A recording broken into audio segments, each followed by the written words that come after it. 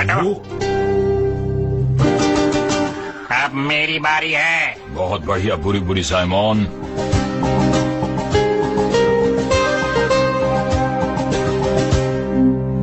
मैं हमेशा ताकतवर लोगों की मदद करता हूँ, समझे? ओ, ये हमेशा ऐसा ही क्यों करता? अरे उसे मारो। तुम लोग मेरे काम की फीस नहीं दोगे, इसलिए मैं इसका साथ दे रहा हूँ।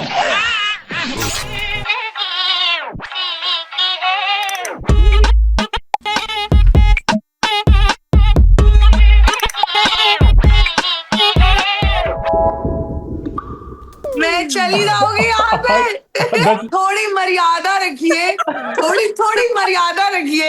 ये वैभव ने ठीक से एडिट नहीं किया तो अगला हफ्ता होगा नहीं है। मैं बता रहा हूँ पहले। वैभव ये लास्ट एपिसोड होगा भाई हमारा, अगर ये नहीं हुआ एडिट अच्छे से। भगवान के लिए प्लीज मेरा डिलीट कर देना। एक ऑफ कैमरा एक शो होना चाहिए मनी पुनिया का अलग से 10 मिनट का।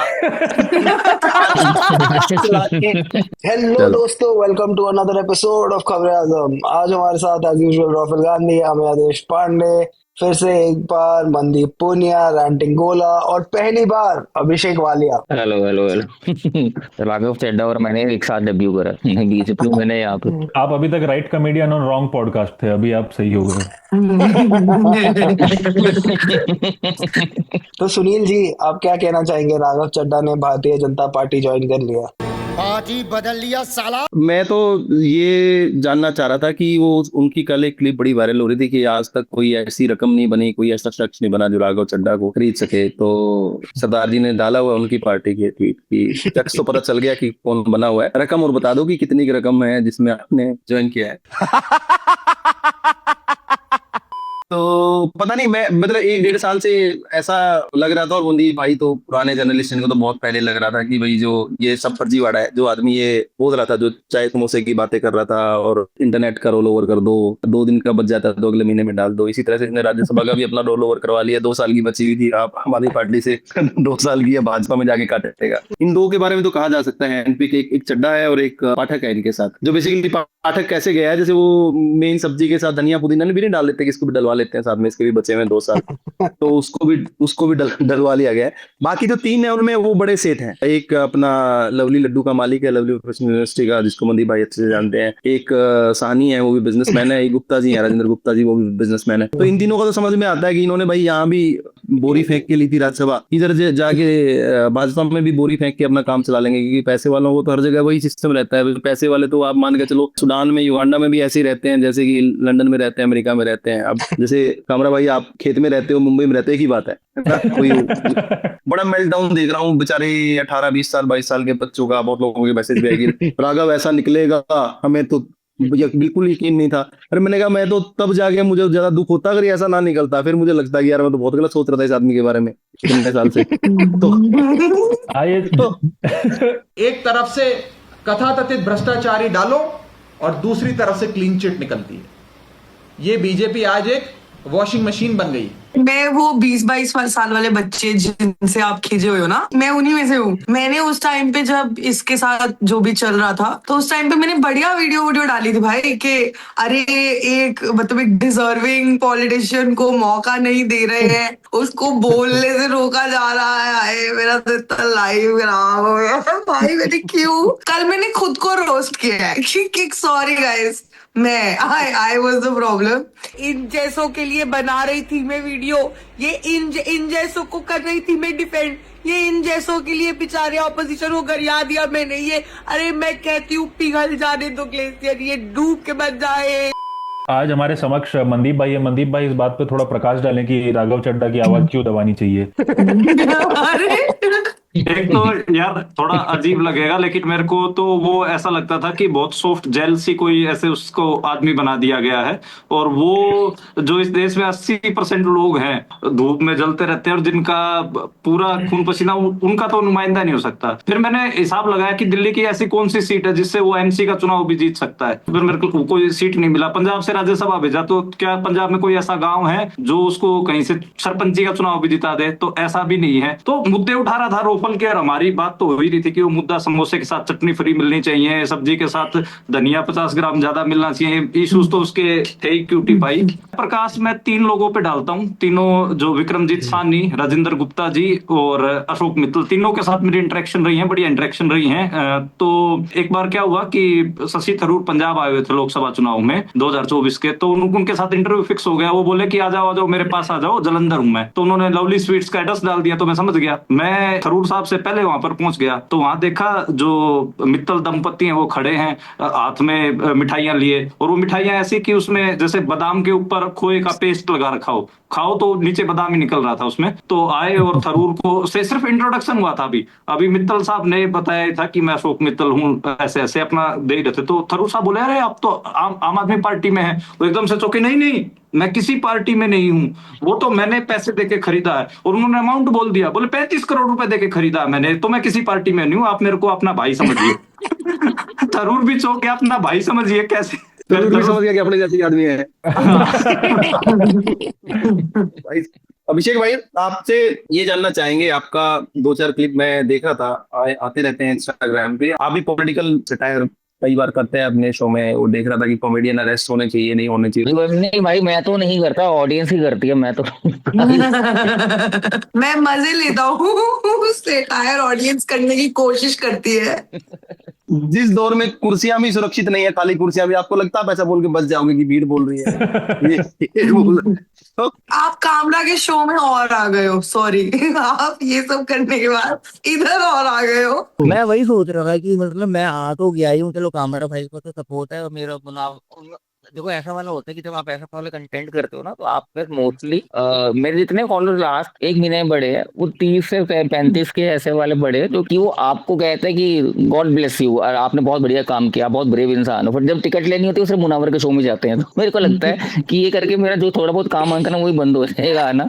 तो पूरी तरह से खत्म होने के बाद अगर बीजेपी वाले मारने भी आते हैं, तो मेरा नेक्स्ट एम यही है कि बिग बॉस में जाके कैसे सही करा जा सके चीज को। मेरे को ऑनेस्टली बताऊं तो ऑडियंस जितनी भी मेरे शो में अभी तक आई है, कभी ऐसी नहीं आई। मेरे शो में ऐसी ऑडियंस नहीं आती है, बड़े ऐसे जेंजी आते हैं। ये एक ओपन माइक हो रहा था और मैं चला गया स्टेज पे जाने के बाद, मेरे सिर्फ कामरा भाई के ऊपर कोई बात हुई थी, तो मैंने ये बोलता कि जो है लोग कॉमेडियंस को जेल हो रही है, जो कि गलत है, ऐसा है। जिसपे मुझे नहीं पता था कि सारे ही बीजेपी वाले आए हैं, शायद कुछ वहां पे कोई पास में कोई आरएसएस का ऑफिस होगा, सारे छूट के वहीं आ गए थे। भंडारा वगैरह लगा होगा आसपास। तो ये मेरा तीसरी बार हुआ, पता भाई। एक बार मैं नागपुर में शो करने गया था, बनिया समाज का शो था वो। मुझे पता नहीं था कि बनिया समाज का जो शो है, वो सारे बनिया जो है मोस्टली राइट विंगर ही होते हैं। और मुझे बोला कि ऐसे ऐसे शो है, आपको ना सबको रोस्ट करना है, ये वो। और मैं उस टाइम पे भी करता था, एंटी मोदी जोक्स करता था। तो मुझे स्टेज पे ले गए और ऐसे गाड़ी में बिठा के सीधा एयरपोर्ट से स्टेज पे ले गए। मुझे पता ही नहीं कहाँ लेके जा रहे हैं। और मैंने अभी 2 ही जोक किए होंगे, पर्दा घेर दिया उन्होंने थिएटर का, ऑडिटोरियम का, और मुझे अंदर लेके बाउंसर उठा के कह रहे क्या कर रहे हो आप? मैंने कहा क्या हुआ? कह रहे आपको पता है आप कहाँ पे शो कर रहे हो? मैंने कहाँ पे? कहते हैं आरएसएस का हेडक्वार्टर है। तो मैंने कहा अरे तो ये कौन बताएगा मुझे ये बात? बाहर से आवाजें आ रही हैं, बुड्ढे चिल्ला रहे हैं कि इसको बाहर निकालो, एक आदमी देश के लिए इतना काम कर रहा है, उसका मजाक उड़ रहा है, इसको जरा बाहर निकालो। मैंने कहा अरे भाई हुआ क्या यार मेरे साथ? मुझे अंदर के अंदर लेके गए और वहां पे लिटरली पैसे तो मिले नहीं, खैर पैसों की तो टेंशन भी नहीं थी। उन्होंने ऐसे नागपुर की बर्फी दी थी ऑरेंज वाली, वो भी वापस ले ली। राघव चड्ढा को भी ऐसे ले गए कल उठा के, जैसा यही सेम तरीका राघव चड्ढा ने मुझे ब्लॉक कर रखा है 4 साल से। कोविड के टाइम में ना, उससे पहले राघव चड्ढा की बहुत तारीफ करता था। मैं भी वही जेंजी वाला था उस टाइम पे, 19 की बात है। तो राघव चड्ढा को मैं टैग कर करके तारीफ करता था कि ये काम बहुत बढ़िया करा, ये काम बहुत बढ़िया करा। दिल्ली में स्कूल वगैरह बहुत अच्छे कर दिए थे, तो थैंक यू बोलता था, रीपोस्ट करता था। फिर कोविड के टाइम पे मेरे पास, क्योंकि हम वॉलंटियर करते उस टाइम पे, सारे के सारे जितने हैं बेड्स वगैरह दिलवा रहे थे लोगों को, तो मेरे पास एक मैसेज आया कि ऐसे एक सिंगल पेरेंट है जिसको, she was 35-36 year old lady, जिनको बेड चाहिए था और नहीं मिल रहा था कहीं पर भी। तो मैंने राघव चड्ढा को मैसेज किया कि ऐसे कोई अगर कुछ भी हो सके तो प्लीज बताना। उन्हें रिप्लाई नहीं करा, सीम करके छोड़ दिया। तो मुझे लगा चलो कोई बात नहीं, बिजी होगा शायद काम वाम में। 15-20 मिनट के बाद किसी लड़की ने उसको टैग किया कि आपने वैक्सीन का अरेंजमेंट बहुत बढ़िया किया है, उसको टैग करके रीपोस्ट करके शेयर कर रहा है। तो मैंने कहा अरे इसको बेड वाली इतनी इंपॉर्टेंट बात बताई, वो उसने छोड़ दी और फालतू सी बात जो है वो रीशेयर कर रहा है। तब मैंने उसको टैग करके एक पोस्ट डाला, और वो पोस्ट डालते ही उसको वो ट्विटर पे भी एकदम से एक्सप्लोड हो गया और वो लोग उसको गालियां देने लगे। तो उसने सारा गुस्सा मुझ पर निकाल दिया, मुझे ब्लॉक कर दिया। मुझे ब्लॉक करा तो मैंने 2 पोस्ट और डाल दिए। फिर मुझे आप वालों का कॉल आया कि आपको कहाँ बेड चाहिए, आप हमें बताओ, एक नरेंद्र बलियान करके एमएलए है, जिस एरिया का केस था वहां के, उनका कॉल आया कि आपको बेड चाहिए, हम दिलवाते हैं ये वो करके, पर उन्होंने जानबूझ के इतना टाइम लगा दिया ना, कभी कह रहे हैं इसमें बेड अच्छा लगता है, इसमें बेड ले दें, इसमें ले दें, मतलब वो अलग अलग ऑप्शन दिया। होटल थोड़ा है भाई, कहीं भी बेड दे दो, ट्रीटमेंट तो करवाना है, तू क्या मेक माई ट्रिप की तरह 10-10 ऑप्शन दे रहा है मुझे। जितना टाइम उन्होंने लगाया उतने में दैट लेडी पास हुए, तो उस टाइम पे भी उसने, तब से उस बंदे ने मुझे ब्लॉक करके रखा हुआ है। परिणीति से भी करवा दिया शायद, मुझे लगता है, मुझे परिणीति भी दिखती। नहीं, जो राघव भाई एक्चुअली बेड के साथ चटनी फ्री दे रहे थे ना, वो तो चटनी अरेंज नहीं हो पा रही थी उनसे, इसीलिए उन्होंने लाइक की। भाई पर कैसा सा आम आदमी है यार, पूरे टाइम ये जो झंडा लेके कि आम आदमी हूँ, आम आदमी हूँ।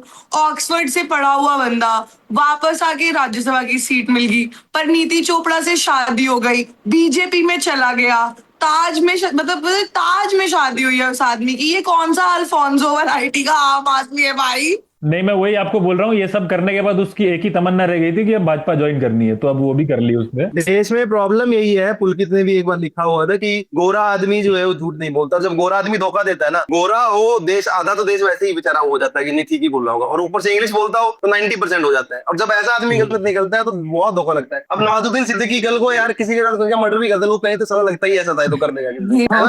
तो बात ये है कि थोड़ा गोरेपन का फर्क पड़ता है। केजरीवाल अगर नहीं होता तो परिणीति चोपड़ा और राघव चड्ढा का एट बेस्ट इंटरेक्शन वही होता कि मैडम ओटीपी आया होगा, भेज दीजिए। ऐसा नहीं है कि कोई न्यूरोलॉजिस्ट है या बहुत कोई रिसर्च साइंटिस्ट है, ऐसा कुछ है नहीं। मैडम सिर्फ 10 मिनट तक ही रहता है ये ओटीपी, जल्दी भेजिए। मैडम आपकी आईटीआर की डेट निकल गई है। मैडम आप टाइम पे फोन नहीं उठाते। अगर केजरीवाल ना होता तो अन्ना हजारे भी आज अपना सांगली के बस स्टैंड पे अपना एक्सरे दिखा के 20-20 रुपए मांग रहा होता बच्चों से। राघव चड्ढा वो हीरोइन का वो वाला मंगेतर है जिससे बाद में लड़की को रियलाइज होता है ये तो गलत लड़का चुन लिया, फिर हीरो होता है, उससे बाद में शादी होती है। जिसके हाथ में वरमाला रह जाती है। वो खड़ा रह ये जाता तो है। चली गई। वरमाला तो केजरीवाल के हाथ में रहेगी, बेचारे के हाथ में। सब छोड़ के जा रहे हैं उसको, और सब ये बोल के जा रहे हैं उसको कि इसने अपना लाइफस्टाइल चेंज कर लिया, गाड़ी ले ली, ये ले ली, वो तो खुद लंदन में जाके इलाज करा रहे हैं आंखों का, वो बेचारा मोहल्ला क्लिनिक में भी खांसता फिर रहा है, और कह रहे हैं कि इसने अपना लाइफस्टाइल चेंज कर लिया, हम तो जी ये देख कर आए थे ये तो बड़ा सादा जीवन जीते हैं। The best part is Raghav Chadha बोल रहे हैं कि मैंने एक पार्टी इसलिए छोड़ी क्योंकि ये पार्टी अपने मॉरल्स और वैल्यूज के खिलाफ जाती, तो तूने मॉरल्स और वैल्यूज के खिलाफ जाने के चक्कर में बीजेपी चूज करी है। पर यार बीजेपी कभी अपनी मॉरल वैल्यू के खिलाफ नहीं गई, उनके शुरू से मॉरल वैल्यू यही थे कि वो अरे यार तो टेक्निक ही गलत है ना फिर उन लोगों की। नहीं, तो वो सिर्फ 30 जनवरी और 2 अक्टूबर को अपने उसूलों के खिलाफ जाते हैं, वरना नहीं जाते भाजपा में। बाकी 364 डेज लॉयल है, बाकी ऑनेस्ट है। तू हमारा पार्टनर बन जा, महीने के 25,000 रुपए, सोच ले साल का कितना होगा। अरे पैसा मतलब इज्जत, इज्जत मतलब शोहरत, बड़े बड़े कमिश्नर नेताओं के साथ उठना बैठना होगा। झालमुड़ी वाला क्लिप चला देना यार, वो हमने अगर नहीं झालमुड़ी देखा वाला भी कर लो। हाँ यार झालमुड़ी वाला तो कर लो। नरेंद्र मोदी में ये वुमन सेवियर कॉम्प्लेक्स कैसे, इसको कैसे देखते हो आप? वुमन सेवियर, भाई ने वुमन कार्ड खेल दिया यार। मतलब मेरे को तो डर था कि वो जिस दिन वुमन रिजर्वेशन बिल के ऊपर जो बहस हो रही थी प्रीसिमन को लेकर, मेरे को तो डर था कि नरेंद्र मोदी साड़ी पहन के ना आ जाए। नो बिंदी नो बिजनेस।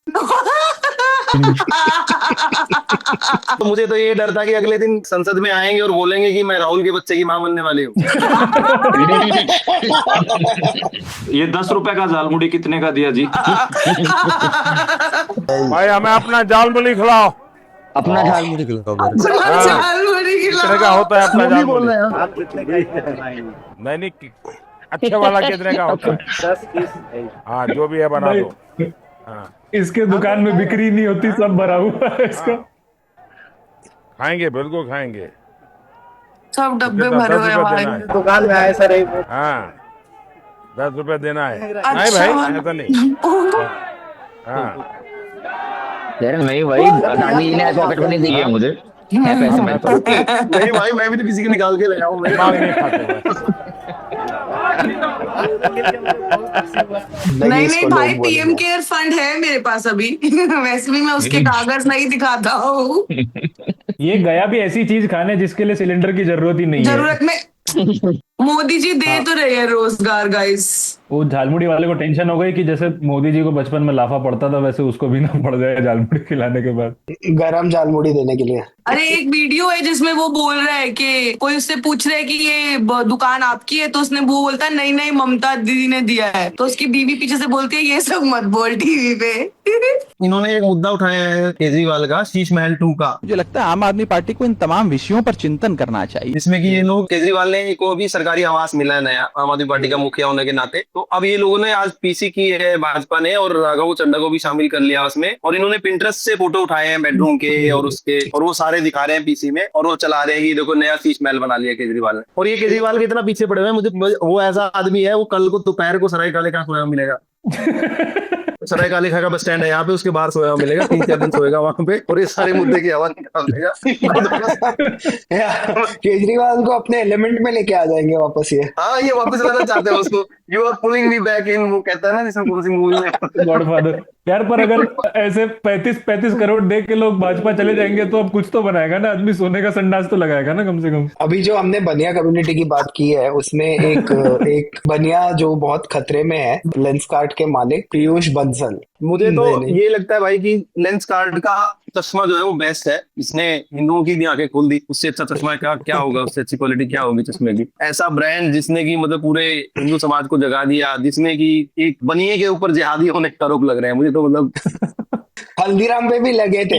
हल्दीराम पे भी लगे थे कि आप लोग जिहाद कर रहे हो। वो तो क्या न्यूज थी भाई, बंदा हल्दीराम का फरसान खरीदा, उसमें देखा उसने हलाल कुछ है, तो सीधा वो सुरेश चौहान के ऑफिस में ही चले गया रिपोर्ट करने। नॉर्मल बंदा था। तो हल्दीराम इसमें ऐसा क्या छुपाना चाहता है? Just Avid farsan eater, from an avid farsan eater he became a journalist. वो सुरेश चौहान के ही पैकेट खरीदा था मुझे लगता है उसका। हमारी टीम आपको लेकर अभी हल्दीराम जाएगी। सबसे फनी तो वो था जो मुस्लिम एमएलए एमपी है कोई बॉम्बे की, वो चली गई थी टीका वीका लगवाने के लिए। अरे एमएलए भी नहीं है वो काउंसलर भी नहीं है, कुछ भी नहीं है वो। एमएलए होती तो वो कुछ भी नहीं है, वो she is a self made woman with a self made title. वो जो मर्जी अपनी मर्जी से कुछ भी बन के चली जाती है भाई, वो कहीं पे भी चली जाती है। भारत देश में शरिया लागू करवाना है क्या? मुसलमानों ने तो पाकिस्तान ले लिया, अब यहाँ क्या पीटना है भाई? छाती क्यों पीटा जा रहा है? ये कहाँ दिखाओ सारे साथ को बुलाओ, देखें किसका हाथ में तिलक है, किसका माथा पे तिलक है बोला। उसने टीका लगाने के बाद बोल दिया कि मैं खुद मुस्लिम हूँ, तो कह रहे अरे भाई तू क्यों लगा रही है, तू तुम्हारा धर्म और भ्रष्ट कर दिया फिर। अरे तो आप और कितने अच्छे दिन चाहिए तुमको कि एक मुसलमान जाके दूसरे लोगों को टीका लगा रहा है? अब इससे ज्यादा और कितने अच्छे दिन दे दें हम आपको, बताओ। I want to go back to that day जब टीका लगाने का मतलब होता था वैक्सीन लगाना। मुझे वो दिनों पे ले जाओ प्रभु। जो भी लेंस काट के मतलब दुकानों में घुस के हुड़दंग करने आ रहे हैं, उनकी बेस्ट बात ये है कि बहुत सारे ना जो भी गुंडे उंडे टाइप के लोग आ रहे हैं वो लोग ऑलरेडी चश्मा पहन के आ रहे हैं, कि ताकि किसी को डाउट ना हो कि नहीं वो एक्चुअली नंबर चेक कराने आए अपना, तो वो गॉगल लगा के आ रहे हैं कि नहीं भाई कंपनी बंद करो, ये करे वीर बजरंगे,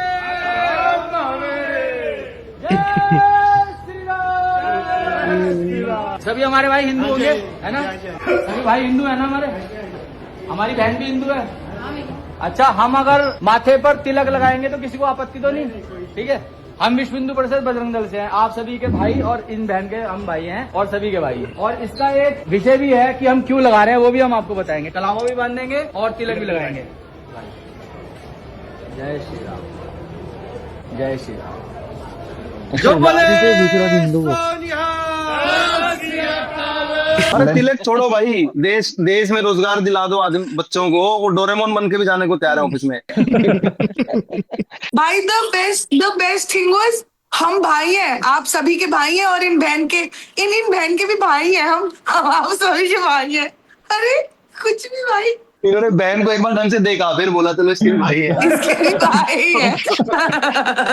अब असल में एल्गोरिदम को भी ज्यादा मेहनत करने की जरूरत नहीं है, उनको पता चल गया राइट विंग जो मीडिया इन्फ्लुएंस, उनको पता चल गया एक्टिविज्म नहीं करे, ये भी इन्फ्लुएंसिंग करें, इनको भी पैसे कमाने बेचारों को, बेरोजगारों को, तो उनकी रील्स को भी धड़ाधड़ ऐसे बेचते हैं, तो एल्गोरिदम को उनके फेस याद हो गए हैं। आप देखिए कि मतलब सेम सेट जो कुणाल कामरा के उस पे पहुंचे थे तुम्हारा शो तोड़ने के लिए, वो लड़का बहुत सारे ऐसे मामलों में दिखता है, उसकी मीम्स आती है लगातार। राहुल कर्नल तो समय रैना के साथ भी दिखा था, मतलब वहां तो नहीं होना चाहिए था वो, बाकी तो जहां मर्जी होता वो।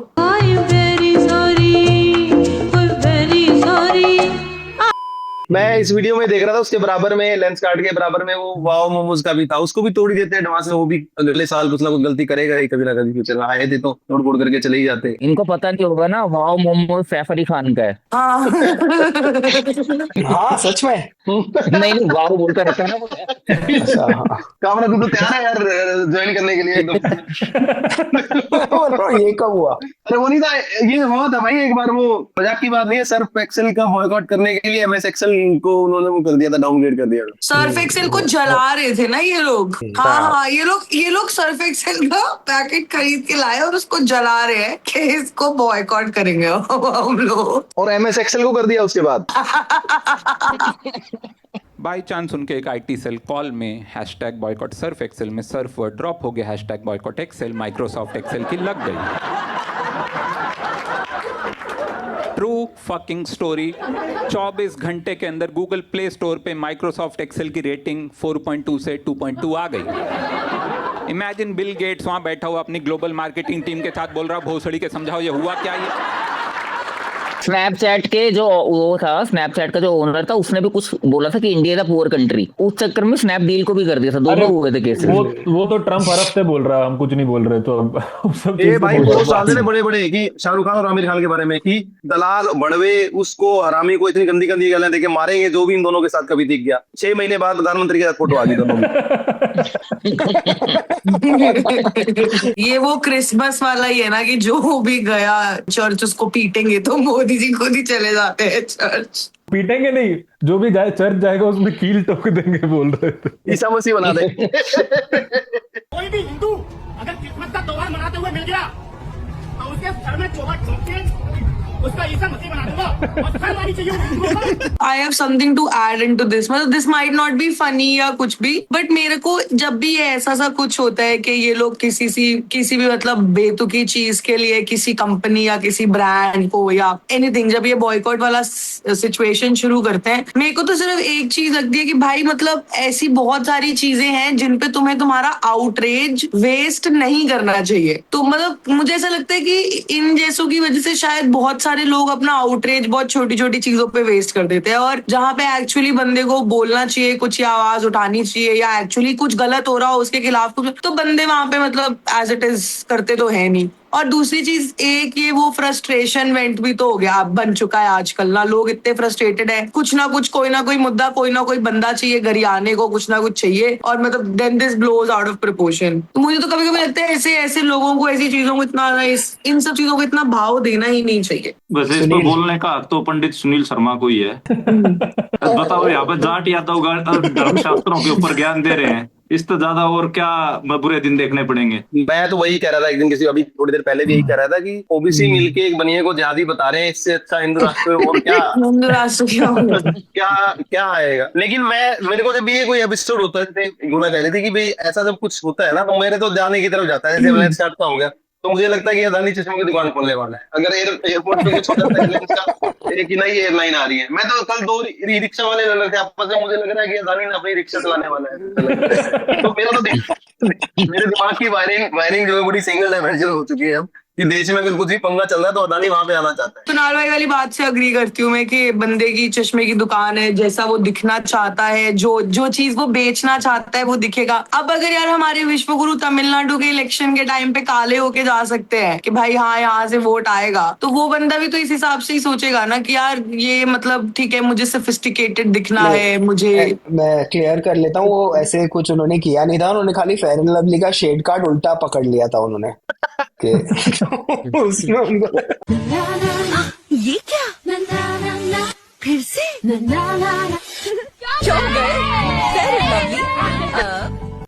देखो मेथड एक्टर कितने तगड़े हैं, बंगाल में जाते तो टैगोर बन जाते हैं, और वहां गए तो वो साउथ इंडिया के फिल्मी हीरो बन गए। वो साउथ इंडिया के जो फिल्मी हीरो जो पॉलिटिक्स में है वो भी थोड़ा डर गए थे कि मोदी जी अब हम फिल्मों से पॉलिटिक्स में आए हैं, मोदी जी पॉलिटिक्स से फिल्मों में तो नहीं आ रहे हैं कभी हमारी तरह, वो एक मारा कोई हैंडपंप और 15 लोग उड़ रहे हैं, वैसी फिल्में तो नहीं बनाएंगे। और बेस्ट एक्टर तो है ही वो, देखो मतलब एक्टिंग में तो उनका कोई है ही नहीं कि भाई कॉम्पीट कर सकता है कोई उनके साथ। मुझे तो लगता है आप में से किसको लगता है कि इनको अब ऐसा त्याग देनी चाहिए राजनीति और ऐसा मूवीज में चले जाना चाहिए? नहीं, पर एक्टर एक्चुअली बहुत बढ़िया एक्टर है, मजाक नहीं, सच्ची में बहुत अच्छा एक्टर है। हाँ भाई, जेन्युइनली मतलब वो आदमी जहाँ पे जो चीज चाहिए होती है वो कर देता है भाई। वो भाई कैमरा इतना बड़ा कैमरा पकड़ के गंगा में बैठा हुआ है और लोग उसकी फोटो खींच रहे हैं, वो फोटो नहीं खींच रहे क्योंकि बंगाली जो है भाई फोटोग्राफी के शौकीन होते हैं, ये करते हैं। मेरे को लग रहा है मनदीप ये पंजाब चुनाव में ना आगे से ट्रैक्टर उठा के दिखाएगा, देख लेना 2 टायरों पे। दारा सिंह की तरह छाती पे बांध के ट्रैक्टर खींच के दिखाएगा।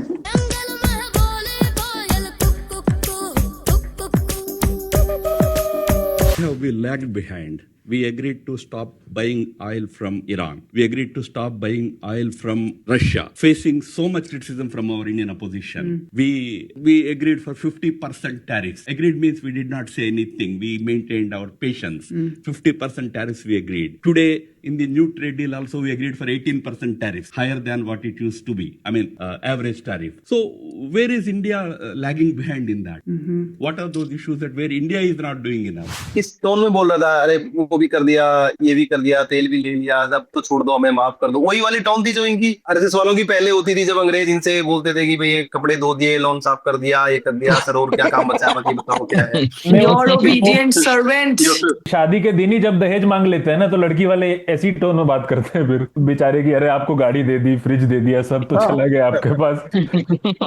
पर यार मनदीप भाई एक बात बताओ यार, आजकल मैं सुन रहा हूँ राहुल गांधी ने भी 16 नंबर बोला वहां पे पार्लियामेंट में, और वो अमेरिका से रिलेटेड कोई बात है। पर आपको नहीं लग रहा कि सरप्राइजिंगली हमारा प्रधानमंत्री बहुत दबा हुआ है ट्रम्प से? जैसे ट्रम्प ने इतना कुछ बोला, हेल्प बोला, पता नहीं क्या क्या बोला, हम इंडिया को ये कर देंगे, सबक सिखा देंगे, टैरिफ लगा देंगे। आगे से प्रधानमंत्री बोल रहा है कि we love you sir, we love you sir, sir very much sir. आगे से हमारे प्रधानमंत्री ने बोला इंडियन पीपल लव यू। तो इतना दबा हुआ हमने पिछले के सालों में तो नहीं देखा। ये पिछले 1-1.5 साल में ऐसा हो गया कि ऐसे लग रहा है कि ट्रम्प कुछ भी कर दे, अमेरिका कुछ भी कर दे, मोदी हाथ जोड़े खड़ा रहेगा। मैं बता रही हूँ, कोई वीडियो है इन लोगों के पास, मैं पिछले एपिसोड से बोल रही हूँ, मेरी बात कोई मान नहीं रहा है। कुछ तो ऐसी चीज है जो मोदी जो है दुनिया के सामने नहीं आने देना, ऐसी चीज वो दिखना नहीं चाहता, या तो उसमें कोई वीडियो नहीं जिसमें वो किताब पढ़ रहे हैं बैठ के हिस्ट्री वगैरह की, कोई ऐसी चीज। अगर वो वीडियोज आगे, मैं मानो मेरी बात ने, वो मास्टर स्ट्रोक डिक्लेयर कर देंगे। गुरुत्वाकर्षण के विरुद्ध कर दिया भाई ने। भाई कैसे नहीं है भाई, कैसे नहीं है मास्टर स्ट्रोक? उसमें भी वही होगा, मोदी जी ने किया है तो सोच समझ के ही किया होगा। चलो राघव चड्ढा को ऑल द बेस्ट विश करते हुए आज के एपिसोड के लिए धन्यवाद। मिलते हैं अगले हफ्ते दोस्तों।